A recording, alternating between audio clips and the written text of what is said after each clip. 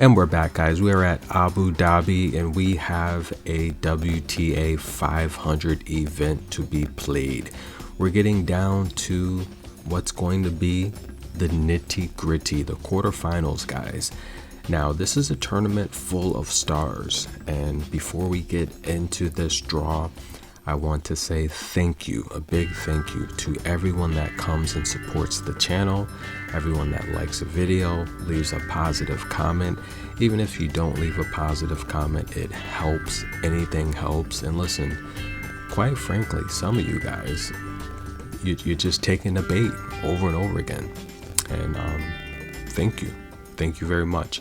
Now, this is a draw here where I'm just so happy to see that the star players like Coco, Iga, Sabalenka, of course Arena should have took a break, but I'm happy to see Coco and Iga take a break, right? Give some of the other elite players on tour a chance to earn some points and possibly win a title and work on your game. You know, someone like Coco, work on that serve, perfect it, master it, and come back and dominate. So I love it when players take a break. We saw a lot of the top players really just come out full steam last season, and they ran out of gas when it mattered the most. So I think it's a great idea for Coco to take a break, work on the game. The same with Iga. It's beautiful. But we have a draw here. This is still a star-studded cast. Elena, Rybakina, Ans, Barbora, Beatrice, Dasha, Ludmila. And let's start with the first matchup. We have Barbora Krejcikova from the Czech Republic taking on Sarah Sorribes Termo from Spain. Now, Sarah is, look, she's a defensive player, right? She's got range, she's got stamina, mental toughness. Now, she said herself she needed to take a break because she felt she was physically and mentally exhausted. Well, I think she's back, and this is a spot here where I think she can do some things here. Now, she's taking on Barbora, who owns a head-to-head. They actually played once, and that came a very long time ago. Irrelevant data. But Sarah had a good win over Linda Noskula last time out. And this is a match here where I think Sarah struggles against players that can overpower her easily and just, you know, get her out of that defensive mindset where she has to be sped up and rushed into making quicker decisions. Barbora, I think her angles are underrated. I think she can step up and come across court a lot better than Sarah can. But this is a matchup I think Sarah's undervalued. I like Sarah plus 2.5 games in the first set.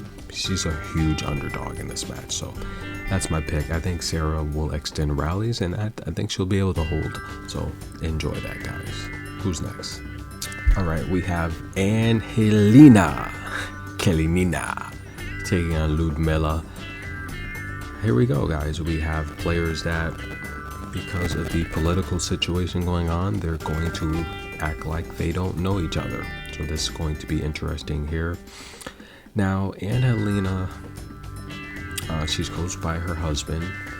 I think she's a good shot maker. She's got good range. I think when it comes to overall shot making, I do think she's much more consistent than Ludmila. But the problem here is she's got the power advantage on the first serve and the forehand that could get Angelina on the back foot early and often. So that's something that you're gonna have to watch out for in this match. Now, Angelina's not having a good year. Her first win came against Bronzetti last time out, and she even went to a tiebreak in the second set. I mean, we saw her lose to Marta Kasiuk, Russ, and Clara Buell. While Ludmila not having a great season as well, she is the world's ranked number 15th though. And Ludmila, we've seen loses to Amanda Anisimova in blowout fashion. She even lost to Mira Andreeva in Brisbane. And Laura Sigmund, a lot of people didn't see that coming. This is a match here. I think the first set goes over 8.5. Most likely goes under 9.5 as well. But, you know, that's a pick. First set under 9.5. That's a pick, guys. And who wins? I really don't care. To be honest, it's not a match I'm going to watch. I think Ludmila, you know what? It's this just Every time I watch her matches, it's like she's injured, she's wrapped up. Even this early in the season, she doesn't look healthy, and Helena's struggling. So that'd be a pass for me, but I think the first set goes under 9.5 games. And next up, this is going to be a match that is popcorn worthy. The winner of this match will probably win the tournament, let's just be honest. Now, Elena Rybakina, can she be a firecracker? She's sweet and innocent and humble, but when she loses her cool, remember she snapped at the media and she said, yes, all of the professional announcers, the courtside commentators, the Hall of Famer, ex-athletes, she said, all of you guys all say my name wrong. I'm sick of it. You all pronounce my name wrong. My name's not pronounced like that. Yeah, there was a time on tour where everyone was saying her name wrong and they still say it wrong. And the reality here is I watch enough tennis to know that there is no announcer on tour that says any of these names correct. The chair umpires, it's all wrong. But here's the thing. It's all about perspective. Especially when you're in someone else's country, you cannot tell them how to speak their language and pronounce their letters and vowels. There's different metric systems. Vowels have different pronunciations and sounds depending on where you are in the world. For example, when I was in France, and this was eye-opening to me, this just literally, and I think when you live long enough and you experience life enough, you realize that these adults nowadays, they literally name their children whatever they want, and they spell and sound their name however they want, and they tell people how they should pronounce it. Spelling does not mean anything anymore. And the reality is it's probably how it should be, right? I think as humans we take things a little too seriously, and you can tell when you're dealing with a child. When I was in France, my name, literally, it's pronounced a completely different name, right? And it's like, the reality is it got to the point where it's like I would be silly. It would be ridiculous for me to tell these folks in France, look, that's not my name. Literally, yeah, my name is pronounced a completely different name. It's two different names. It's not the same name. It's not even close. It's not the same spelling, but that's their culture. And for me to tell them, look, that's not my name, it's foolish, because that's how they do things there. And it's like, it's about perspective. Life is really about perspective. And when you get older, you realize that, and you realize, people that are very immature and, they haven't lived life enough or traveled the world. They don't understand these things. So I realize it's foolish for me to tell these people in France not to call me that when that's their culture and that's what they're used to doing. I'm in their country, and it doesn't make any sense. But we love you, Elena Rybakina, but the majority of the people that listen to the channel now, it's about 80% American. We do have a few people from overseas, but again, they have to understand our metric system, our vowel system. It's different from how you guys pronounce and sound letters. It is, a lot of people say we're backwards, but the reality here is it's our system, and that's how we do things. And again, especially with these systems, people take them a little bit too serious. I've been in rooms with plenty of millionaires. They don't care about shit like this. No one does. It's the people that think they have to that actually realize at the end of the day, none of it matters. So Elena Rybakina, we love you, but what's weird is I've seen videos of her pronouncing her name the way that a lot of the announcers do. So that had me confused. I'm like, you're on camera stating your name that way. And look, I know sometimes, if you're dealing with older types of formats of audio, it could be, a lower portion of digital, could even be analog, that sometimes the sounding of how it's pronounced can be misleading. But I've heard her in interviews say her name the way a lot of these announcers do, and then to turn around and say they're saying it wrong. I'm like, that was a bit weird to me. I don't understand that part. But Elena, we do love you, and we'll say it how you want us to say it, and we think you're a sweetheart. But it's okay to get upset every once in a while, because Aryna Sabalenka said it best. I can't continue to pay a mental coach to help me deal with my problems. Sometimes if I'm upset, it's okay to slam the racket. I need to let that anger out. And I felt that Elena, she let it out, especially at Wimbledon when she snapped, when she was actually playing Sabalenka.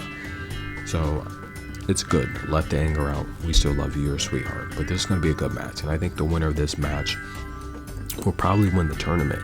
Now, Rybakina owns that head. They played 3 times, and Rybakina got her 2 wins last year on the Australian leg of the tour, where she beat Danielle in the Adelaide that went 3 sets, and the Australian Open that also went 3 sets in the 3rd round. Danielle was hurt though. She was injured. She had the big knee brace on. Danielle now looks the fittest I've seen her in 3 to 4 years. She beat Osaka. She looked really strong. She came from qualifiers. Danielle looks good.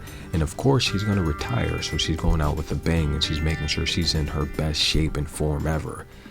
There's no way I'm not taking Danielle Collins on the alternate spread. I'll take the 6.5 games. I think she can win the match outright. Danielle wants a title. She wants to go out with the title. I do feel that. Danielle looks good. I'm really liking what I'm seeing against her. She saved all breakpoint opportunities against Osaka. Big game, Danny Mal. I'll take the 6.5. Who's next? Elena, we love you, but take a chill pill. It's not that serious. Who's next here? Yeah, I'm telling you guys, she snapped at the media. She said, "All you guys say my name wrong. I'm sick of it." Like, you're gonna go to France and tell them they're saying your name wrong? That's how they say it there. All right, who's next? Hate to say it, but nobody cares but you. Christina Buxa taking on Heather Watson.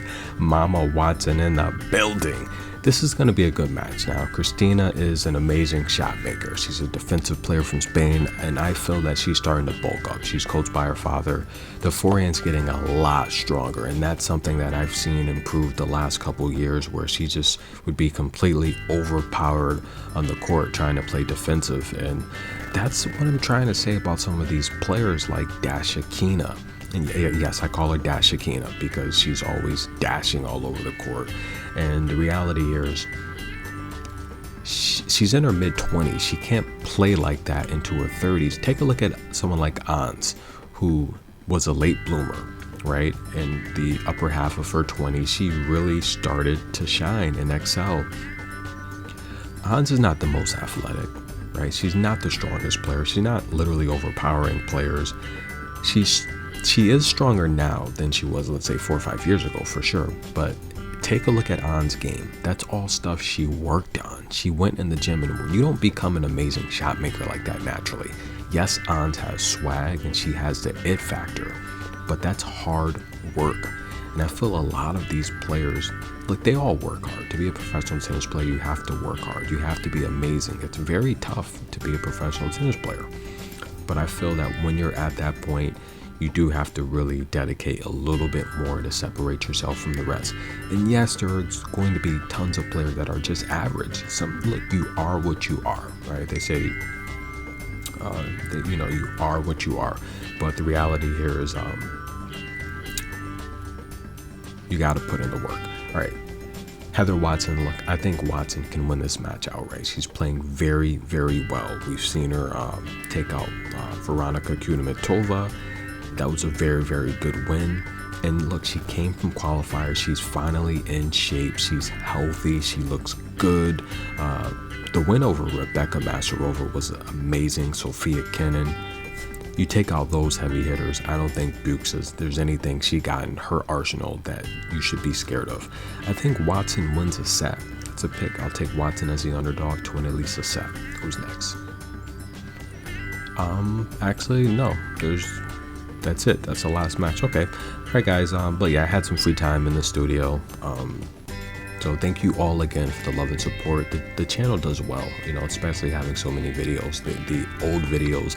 And look, if I don't respond to a comment you leave, you have to understand, guys, I have thousands of videos. Sometimes I wake up to, one time I woke up to literally like 500 messages. So sometimes I wake up to 50, 80, 90 messages. So I can't respond to it, or I don't respond to it.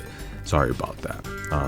If it's a ridiculous comment, then I don't respond to it at all. I don't give silly stuff attention.